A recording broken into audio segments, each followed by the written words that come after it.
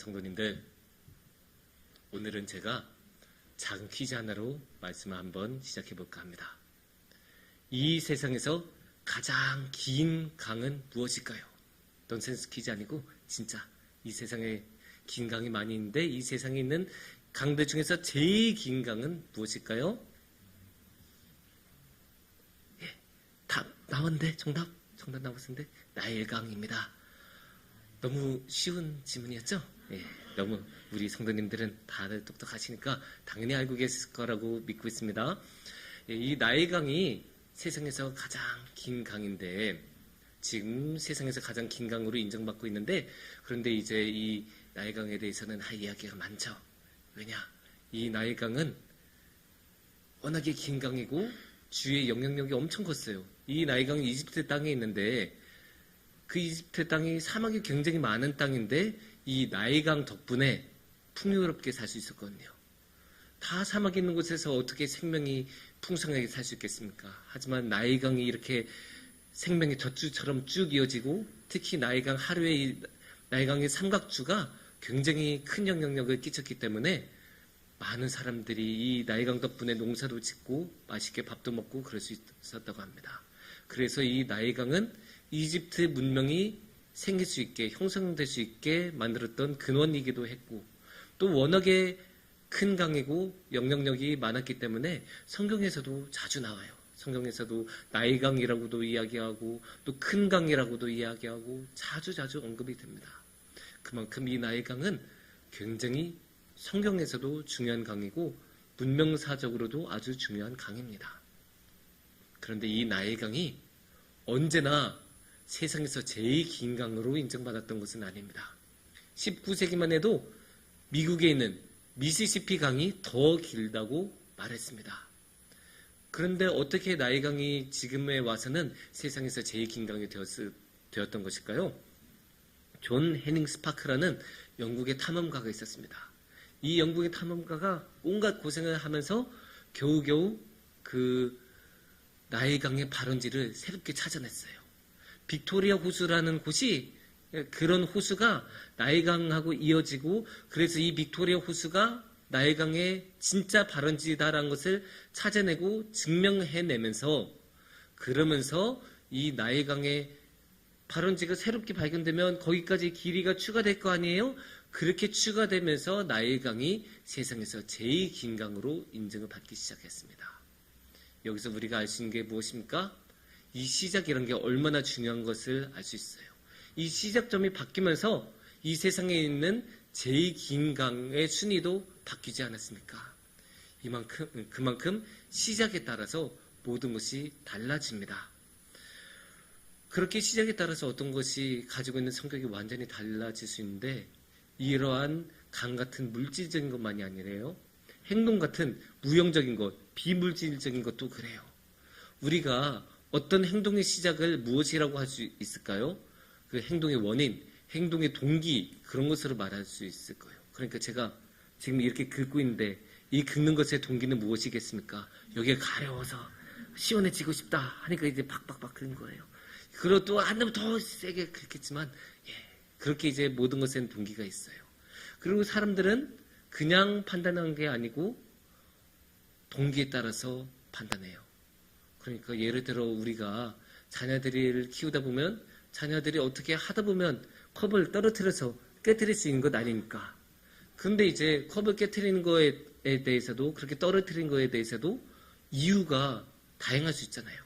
어떤 아이는 자기보다 더 어린 동생이 의자에서 떨어질까봐 하고 도와주고 지켜주려다가 잘못해서 컵을 건드려서 떨어진 경우도 있고, 어떤 친구는 그냥 기분이 별로 안 좋아서 그냥 컵을 확 던지는 경우도 있을 거고. 그런데 첫 번째 경우 가지고 혼낼 부모가 있겠습니까? 처음에는 왜 컵을 깨트려서라고 했다가도 동생 도와주려다 그랬어라고 하면 부모의 마음은 웬만하면 다 누그러집니다. 다 그냥 그런가 보다 하고 그래 그럴 수 있지 하고 넘어갈 거예요. 하지만 두 번째 경우 정말로 일부러 컵을 던졌다, 그냥 화가 나서 컵을 던졌다, 그 아이는 정말로 그날 저녁에 크게 혼날 것입니다. 이렇게 행동에 따라서 다를 거예요. 근데 이런 일상적인 것, 이런 자녀 교육에서만 그러겠습니까? 아니에요. 가장 엄밀하게 따지는 법에서도 그래요. 법에서도 어떤 사람이 어떤 범법 행위를 저질렀을 때 우발적으로 했냐 아니면 계획적으로 했냐에 따라서 형량이 달라져요. 그러니까 처음부터 하려고 했던 게 아니라 어쩌다가 홧김에 확 저지른 일을 하고 처음부터 계획을 하고 처음부터 악한 의지를 가지고 저 사람을 해야지라고 생각하면서 했던 행동하고 법원에서는 다르게 판단합니다. 이렇게 보면 정말로 시작에 따라서 많은 것이 달라지는 것을 우리가 알 수 있습니다. 그러면 이렇게 일상에서도 그렇고 법에서도 그렇다면 우리가 이 원리를 신앙에도 한번 대입해 볼 수 있을 것입니다. 신앙에서도 우리가 많은 것들인데 그 많은 것들에 대해서는 다 원인이 있고 시작이 있을 것 아닙니까? 그럼 그 많은 것들 중에서 우리 신앙에서 너무나 중요한 것, 하느님 나라. 이 하나님의 나라의 또 시작에 따라서 많은 것이 달라지지 않겠습니까? 그래서 오늘 이 시간에는 오늘의 말씀을 통해서 우리의 신앙에서 너무나 중요한 이 하나님의 나라의 시작에 대해 함께 나눠보고 생각하는 시간을 가져보도록 하겠습니다. 성경에서는 하나님 나라에 대해서 많은 이야기를 남기고 있습니다. 그 성경에 있는 많은 이야기들 중에서는 당연히 하나님 나라의 시작에 대해서도 많은 이야기를 남기고 있습니다. 대표적으로 마가복음 4장 31절을 보면 이렇게 말씀하십니다. 겨자씨 한 알과 같으니 땅에 심길 때에는 땅 위 모든 씨보다 작은 것이로되. 이 마가복음 4장 말씀은 이 겨자씨를 하나님 나라의 비유를 들고 있는데 이 겨자씨가 원래는 처음에 심길 때는 이 세상의 다른 것보다도 훨씬 더 작은 것이다 라고 이야기하고 있습니다. 그러니까 이 말씀에 따르면 하나님의 나라의 시작의 상태는 아주 작은 것이다. 그렇게 이야기를 할 수가 있겠죠. 하지만 이 작은 것보다 훨씬 더 중요한 특성을 하나님 나라의 시작은 가지고 있어요. 그것을 오늘 한번 나눠보려고 해요. 그게 어디서 잘 나타나느냐? 오늘의 말씀 누가복음 9장 11절에 잘 나타나 있습니다. 무리가 알고 따라왔거늘 예수께서 그들을 영접하사 하나님 나라의 일을 이야기하시며 병 고칠 자들은 고치시더라. 한번 우리가 상상해 볼게요. 예수님이 어떤 동네에 딱 들어오셨어요. 예수님이 어떤 마을에 딱 등장하니까 사람들이 집에 있던 사람들도 다 나오고 예수님이 오셨어? 하면서 일하던 사람들도 오고 또 다른 동네에 있던 사람들도 오고 다른 동네에서 예수님을 따라오던 사람들까지 따라오는 거예요. 많은 사람들이 이렇게 모였어요. 예수님이 가신 곳은 항상 사람이 많다고 했어요. 그러니까 예수님이 이렇게 가실 때마다 사람들이 막 바글바글 대요. 여기도 정말로 많은 사람들이 이렇게 모였어요. 그러니까 그 많은 사람들 앞에서 이제 예수님이 말씀을 전하신 거예요. 근데 어떤 말씀을 전하셨다고 해요? 하나님 나라에 관해서 전하셨다고 하죠. 하나님 나라의 말씀을 전하셨어요, 예수님이. 그리고 예수님의 말씀은 항상 다른 서기관들이나 바리새인들과 같지 않고 힘이 있고 권위가 있다고 하셨어요. 그런 생명의 말씀을 하나님께서 지금 하나님 나라에 관해서 전하고 계셨습니다. 전한 다음에 어떻게 하셨다고 해요? 많은 사람들을 고쳐주셨다고 해요. 그 주위에 이제 많은 사람들이 있는데 그 많은 사람들 다 그 각자의 그 간절한 마음을 가지고 왔을 거 아니에요. 예수님, 저 지난번에 공사장에서 일하다가 손이 다쳤습니다. 제 손을 고쳐주세요. 예수님, 저 진짜 10년째 지금 그 배가 계속 아픈 병을 앓고 있어요. 이게 계속 낫질 않아요. 도와주세요. 예수님, 제가 눈앞을 보지를 못합니다. 저를 도와주세요. 그렇게 많은 사람들이 왔을 거 아니에요. 그래서 그 많은 사람들을 예수님이 고쳐주시고 그 한 분 한 분들을 다 생각해 주시고 지켜주시고 도와주셨다. 그렇게 말씀은 전하고 있습니다. 그런데 여기서 우리가 하나 생각하겠어요? 우리가 이제 만약에 성경에 이제 기록한다고 했을 때 예수님이 이제 하나님 나라에 관한 말씀을 하셨어요. 그 다음에 곧바로 하는 행동에 대해서 아무 상관이 없는 뜬금없는 말씀을 적겠습니까? 예수님이 하나님 나라의 말씀을 하신 다음에 밥을 드셨다. 이런 이야기를 기록할 이유는 없잖아요. 정말로 중요한 것만 기록할 텐데 그러면 하나님 나라에 관한 말씀을 하신 다음에 곧바로 중요한 행동이 나오겠죠. 하나님 나라의 이야기를 하신 다음에 하시는 행동은 그러면 이 하나님 나라와 연관된 행동이겠죠. 그러면 하나님 나라에 관한 이야기를 하신 다음에 무엇을 하셨다고 해요? 치유를 하셨다고 해요. 병을 고치셨다고 해요. 사람들을 고쳐주셨다고 해요. 그러면 이 말씀은 무슨 뜻이 되겠습니까? 하나님 나라와 치유는 연결이 된다라는 뜻이 되지 않겠습니까?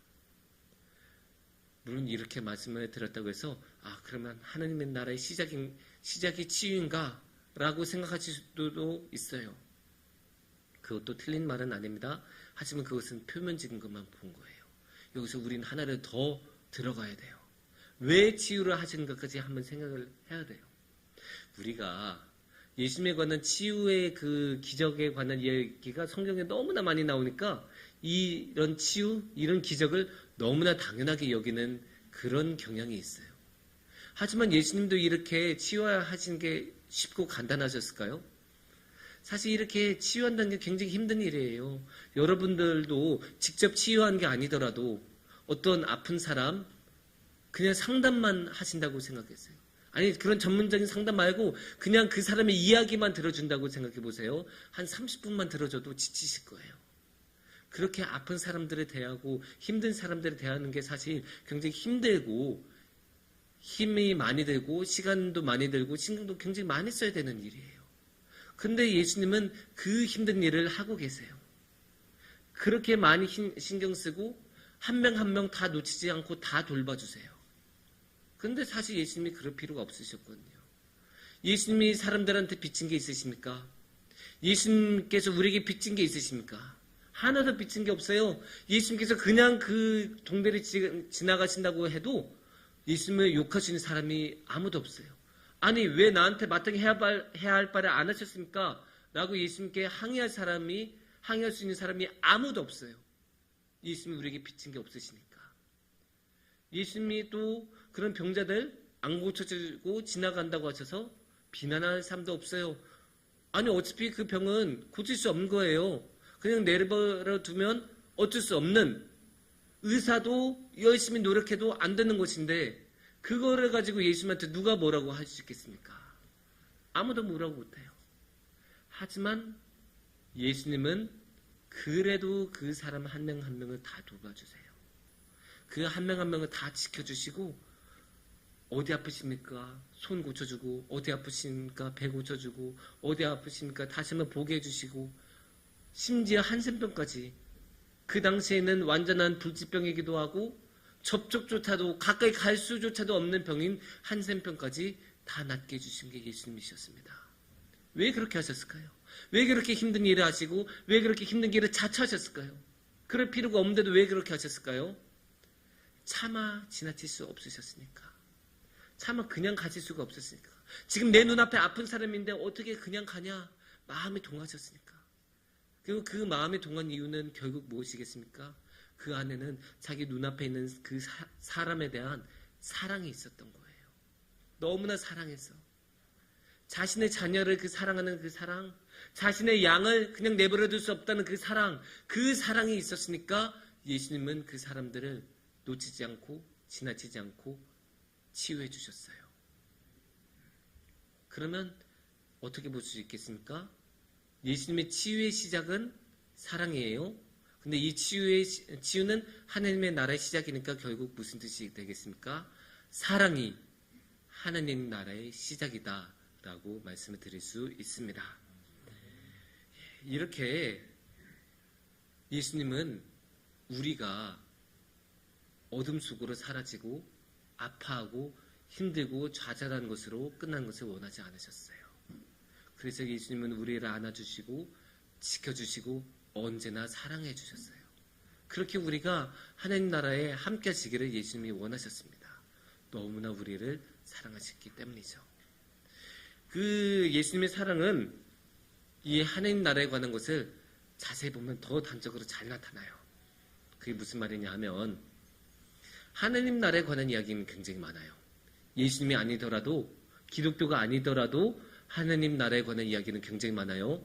하나님 나라를 이야기하지 않는 종교는 사실 없어요. 물론 이제 하나님 나라라는 말을 잘 쓰지 않죠. 대신에 무슨 말을 잘 씁니까? 천국, 천당.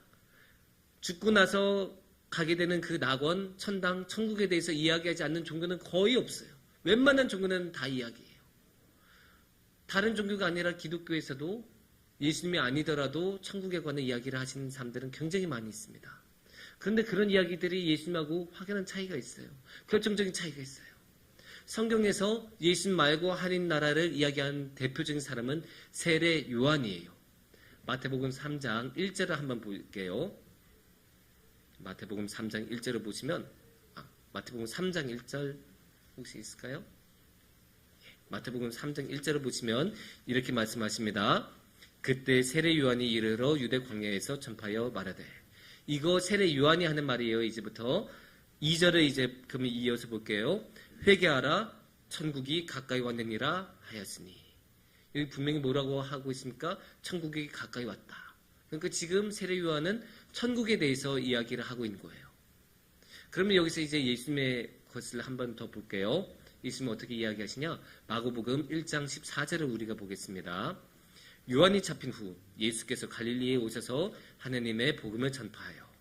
여기서 이 문장의 주어는 분명히 예수님이죠. 그리고 요한이 잡힌 후에에서 요한은 세례 요한이니까 세례 요한이 잡힌 후에 예수님이 말씀하셨다.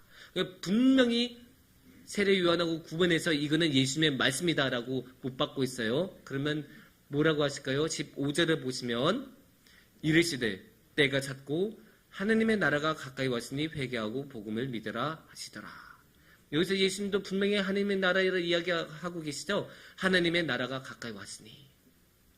근데 세례 요한이 말했던 내용하고 예수님이 말했던 내용하고 사실 거의 같죠. 이 말만 천국에서 하나님 나라로 바뀌었던 것뿐이지 세례 요한도 천국이 가까이 왔다라고 하고 예수님도 하나님 나라가 가까이 왔다라고 말씀하고 계세요. 앞에 마태복음 3장 1절, 마가복음 1장 14절에서 따로 그 주어를 명확하게 해놓지 않았다면 헷갈릴 정도로 이게 예수님 하신 말씀 아니야? 이거 세례 요한이 했던 말이야? 아니야? 라고 혼동이 있을 정도로 그 내용은 굉장히 비슷해요. 거의 같다라고 말할 수 있을 정도예요. 그런데 그 뒤 이어지는 말씀을 보면 이 내용이 사실 굉장히 방향성이 다르다는 것을 알 수 있어요. 마태복음 3장 10절을 보겠습니다. 이건 세례 요한의 말이에요. 이미 도끼가 나무 뿌리에 놓였으니 좋은 열매를 맺지 않는 나무마다 찍혀 불에 던지리라. 그러니까 세례 요한의 말은 하나님 나라에 가까이 왔으니까 너네 회개해야 된다. 근데 너네 회개하지 않고 회개 합당의 열매를 맺지 않으면 너네 큰일 나. 지금 이미 나무 밑에 도끼가 있어서 언제든지 그 도끼를 들어서 나무를 패고 쓰러뜨릴 수 있는 그런 상황이니까 너네 빨리 회개해. 너네 회개하지 아니하면 어떻게 된다? 나무를 도끼로 찍고 그렇게 불에 사라질 것이다. 그 말은 결국 무엇입니까? 세례 요한에게 있어서 하나님의 나라는 심판이에요. 그런데 예수님은 어떤지 볼게요.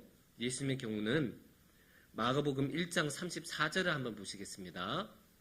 예수께서 각종 병이 든 많은 사람을 고치시며 많은 귀신을 내쫓으시되 귀신이 자기를 알므로 그 말한 것을 허락하지 아니하시니라. 여기서 예수님은 어떻게 행동하셨다고 해요? 예수님이 하나님 나라에 관한 복음의 말씀을 전하신 다음에 많은 사람들을 고치셨다고 해요. 많은 사람들을 고치셨다고 해요. 근데 우리 아까 방금 전에 뭐라고 했어요? 이런 고치는 것, 이런 치유하는 것 원래 안 하셔도 되는데 그래도 왜 하셨다고요? 사랑하셨으니까. 그러니까 예수님의 하나님의 나라는 사랑이에요. 여기서 구분이 명확하게 되는 거예요. 똑같이 하나님 나라에 대해서 이야기하고 하나님 나라로부터 이렇게 딱 이야기가 시작이 되는데 어떤 사람은 세례 요한은 심판으로 가고 예수님은 사랑으로 가시는 거예요. 그만큼 하나님의 나라의 시작이 달랐으니까 그런 거예요. 세례 요한의 하나님 나라는 심판에서 시작이 되니까 그런 식으로밖에 말을 못하지만 예수님의 하나님 나라는 사랑에서 시작을 하셨으니까 이렇게 다른 사람들을 치유하고 귀신 내쫓고 모든 사람들을 품고 도와주려는 그런 모습으로 나타납니다. 이렇게 명확하게 구분이 되죠. 그리고 사랑이 얼마나 중요한지도 우리가 알 수 있습니다. 그리고 사랑이야말로 진정한 하나님 나라의 시작이라는 것도 우리가 알 수 있죠. 그런데 어쩌면 하나님의 나라가 사랑으로 시작한 건 너무나 당연한 것일 수도 있어요. 그 이유는 하나님이 사랑이시기 때문이에요. 요한일서 4장 8절을 우리가 함께 보시겠습니다. 사랑하지 아니하는 자는 하나님을 알지 못하나니 이는 하나님은 사랑이심이라. 너무나 분명히 나오죠. 오해할 수가 없는 말씀이에요. 하나님은 사랑이시다. 하나님이 사랑이시니까 그러면 하나님이 주인이신 하나님의 나라는 사랑의 나라라는 것은 너무나 당연한 것이 되지 않겠습니까? 그러니까 당연히 하나님의 나라도 사랑으로 시작하는 거예요. 근데 이 8절 말씀을 우리가 다시 보시면 아주 중요한 이야기가 숨겨져 있어요. 사랑하지 아니하는 자는 하나님을 알지 못하나니. 그러니까 하나님이 사랑이니까 당연히 사랑하지 않는 사람은 하나님을 알 수가 없는 거예요. 근데 하나님을 알지 못하면 어떻게 되겠어요? 천국 갈 수 있겠어요? 당연히 천국 못 가죠. 하나님 나라인데 하나님을 알지 못한 사람이 어떻게 하나님의 나라를 갈 수 있겠어요? 그러니까 이 말씀은 뭐냐면 너네 열심히 사랑하자. 사랑하지 못한 사람은 하나님 나라를 들어가지 못한데 그러니까 우리 열심히 사랑해서 다 같이 하나님 나라를 가자. 이런 말씀이신 거예요. 그러면 우리도 어떻게 해야 되겠습니까? 우리도 열심히 사랑해야죠. 우리도 사랑할 수 있잖아요. 그래서 우리도 사랑해서 다 같이 하나님 나라로 들어가서 하나님 나라를 누려야겠죠. 물론 사랑하는 게 언제나 쉽지는 않아요. 사랑이 그렇게 쉬운 행위만은 아니죠. 왜냐? 자신의 마음을 줘야 되니까. 정말로 자신의 마음이 가야 되고 진실하게 해줘야 사랑인 거죠. 사랑은 정말로 티가 나요. 진실하지 않으면 그 티가 나거든요. 그런 면에서 사랑은 너무나 힘든 일이 될 수도 있어요. 어떨 때는 자신의 것들을 다 비워내고 자신의 돈, 재물, 능력, 시간 같은 거 다 비워내면서 주면서 해야 되는 게 사랑이기 때문에 사랑이 힘들기도 해요. 하지만 그렇다고 사랑이 못할 정도로 힘든 것은 아니에요. 우리가 사랑을 하는데 무슨 자격증이 필요한 것 아니지 않습니까? 우리가 사랑하기 위해서 무슨 능력이 있어야 되는 것 아니지 않습니까? 우리가 사랑을 하기 위해서 필요한 유일한 것은 우리의 마음을 그 사랑하는 상대에게 주는 것밖에 없어요. 그 정도는 우리도 할 수 있지 않습니까? 그 정도는 그렇게 사랑을, 그렇게 마음을 주는 것 정도는 우리도 할 수 있지 않습니까? 실제로 우리는 지금도 그렇게 사랑을 하고 있죠. 우리 교회가 지난 일주일간 뭐 했습니까? 인도네시아 발리 땅으로 선교를 가지 않았습니까? 그 인도네시아 발리 땅에 아무 이유 없이 간 건 아니잖아요. 우리가 인도네시아 발리 땅으로 간 이유는 그 발리 땅으로 간 선교의 시작은 결국은 사랑이었어요.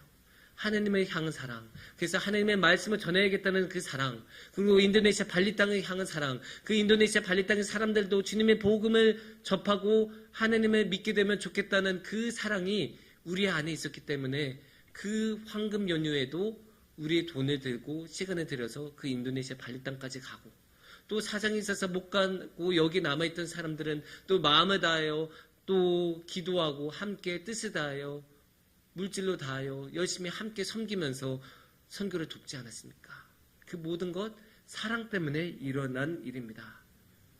근데 성도님들 사랑이 한 번 하는 게 힘들지 두 번 하는 건 힘들지 않아요. 한 번 사랑했던 사람은 그 사랑을 어떻게 하면 되는지 알기 때문에 그 이후부터는 사랑이 힘들어지지 않습니다. 그래서 우리가 물론 이제 매일 인도네시아 발리 땅에 갈 수는 없죠. 하지만 우리가 우리 일상 가운데서 사랑하는 것은 할 수 있죠. 우리의 이웃을 사랑할 수도 있고 우리의 일터에서 사랑할 수도 있고 우리 가족을 사랑할 수도 있고 그러한 사랑을 우리가 이곳에서도 그렇게 하면서 하나님의 나라를 같이 누리면서 하나님 나라의 그 시작에 함께 동참했으면 좋겠습니다. 사랑하는 성도님들, 오늘날은 사랑이 사라진 시대예요. 혐오가 이 사회에 얼마나 가득 차는지 몰라요.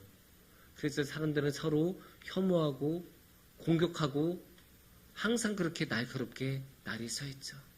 하지만 다행인 것은 우리 주님께서는 우리를 이러한 혐오의 사회에 내버려 두지 않으셨다는 거예요. 그래서 예수님은 우리에게 사랑을 주시면서 그 사랑의 시작으로 하나님 나라를 우리에게 주시면서 우리를 이끌어 주시고 지켜주시고 도와주십니다.